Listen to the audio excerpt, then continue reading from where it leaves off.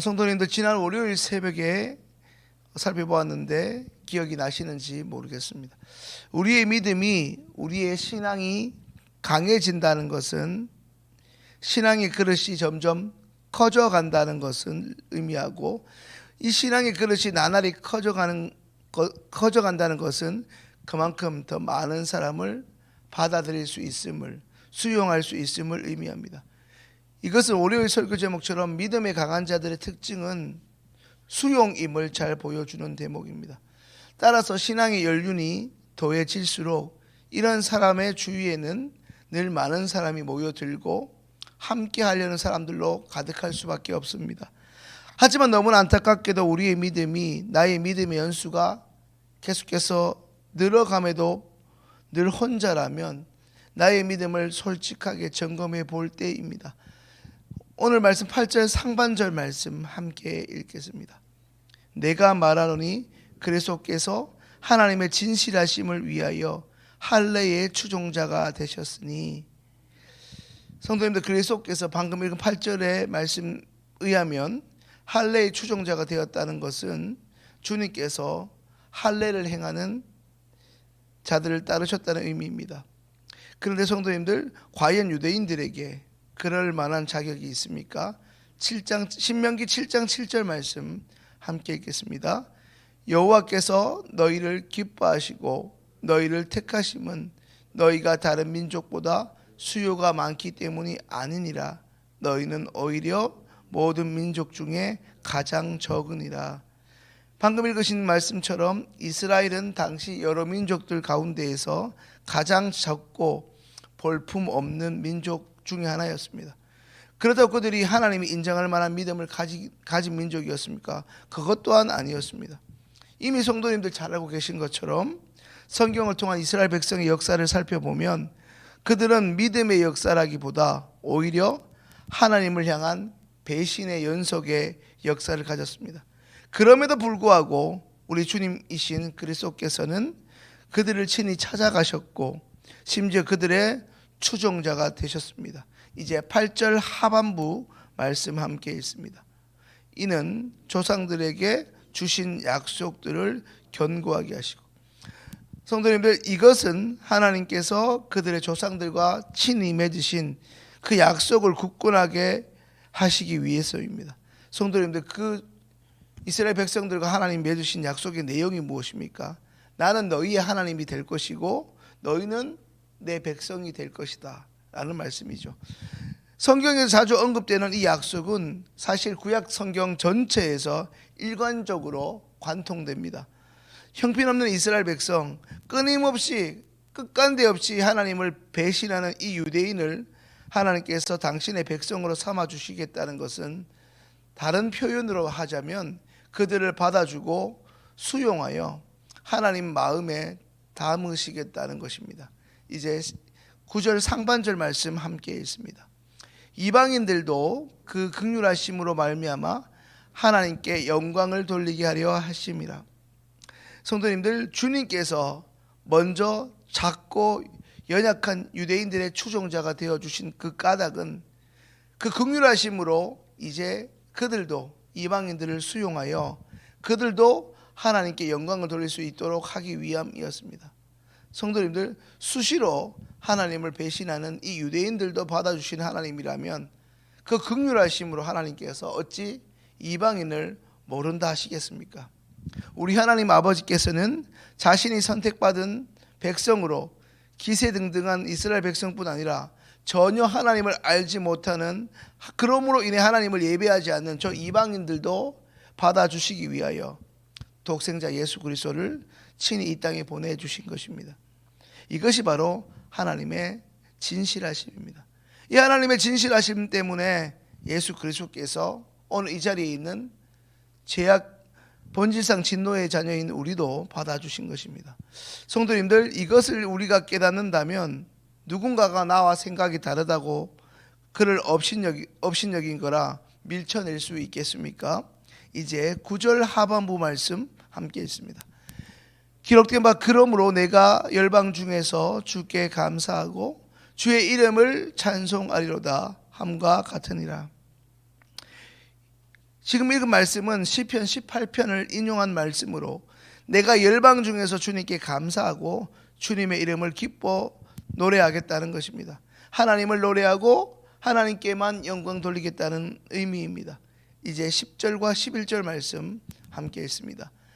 또 이르되 열방들아 주의 백성과 함께 즐거워하라 하였으며 또 모든 열방들아 주를 찬양하며 모든 백성들아 그를 찬송하라 하였으며, 방금 읽은 10절과 11절의 이 말씀은 단순히 주님의 이름을 즐거워하는 것을 넘어 모든 나라의 백성들에게 하나님을 아는 기쁨에 초대할 뿐 아니라 이제 함께 하나가 되어 주님을 찬양하고 경배하자고 권면하는 것입니다. 12절 말씀 함께 읽습니다.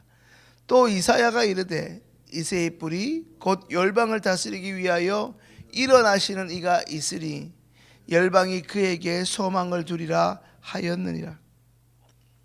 성도님들, 이새의 뿌리에서 나와 이제 열방을 다스리시는 이가 도대체 누구입니까?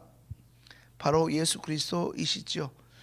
바로 그 예수 그리스도께 자신의 소망을, 우리의 소망을 두겠다는 의지입니다. 13절 말씀 함께 읽습니다. 소망의 하나님이 모든 기쁨과 평강을 믿음 안에서 너희에게 충만하게 하사 성령의 능력으로 소망에 넘치기를 하시기를 원하노라. 아멘. 방금 읽은 13절에서 사도 바울이 말하고자 하는 것은 무엇이겠습니까? 오늘 이 자리에 우리를 부르시고 함께 하나 되어 예배 드리는 자로 세워주신 하나님께서 친히 우리의 소망의 하나님이 되어주시기에 때때로 상종하고 말 건네기 싫은 사람들조차, 심지어 나를 괴롭게 하는 그 대상 혹은 그 영혼에 대한 하나님의 관점으로 볼 것을, 그것으로 인한 소망을 버리지 말라는 것입니다. 13절에서 말씀하고 있는 소망의 하나님에 대한 이 중요한 의미는 우리 하나님께서 먼저 어떤 경우에도 우리를 대하여 소망을 버리지 않으시는 분임을 기억하라는 것입니다. 동시에 하나님께서 오늘 이 자리에 나오신 우리 성도님들 한 분 한 분에 대한 소망을 단 한순간도 거두시지 않았기 때문에 우리가 살면서 혹은 내가 미련하게도 수시로 하나님께 등 돌리고 있는 나를 받아주시고 지금의 우리의 모습으로 이전부터 지금까지 친히 우리를 받아주시고 용납해 주셔서 우리를 이끌어 주셨다는 그 사실, 그 하나님의 은혜를 망각해서는 안 된다는 것입니다. 하여 우리는 이와 같은 소망이 하나님 안에 있는 자들로서 사람에 대한 소망을 쉽게 버리거나 포기해서는 결코 안 됩니다. 저런 사람이 믿음이 있나 속단하기 전에 하나님께서 그 당시에 사람 구실 못하던 베드로를 장차 게바가 되게 하겠다 하시고 결국 굳건한 사도로 세우시지 않았습니까? 지금 그 사람의 모습이 아니라 하나님께 그를 어떻게 다듬어 가실지를 소망을 두고 지켜보아야 한다는 말씀입니다. 그것이 배우자가 됐든 우리의 육신의 자녀가 됐든 이웃이든 친구든 함께 신앙생활을 함께 같이 하는 우리 교우가 되었든 사람에 대한 소망, 하나님이 친히 우리 주변에 붙여주신 뜻이 있어, 섭리가 있어 우리 주변에 붙여주신 그 사람에 대한 소망을 버려서는 결코 안 된다는 말씀입니다.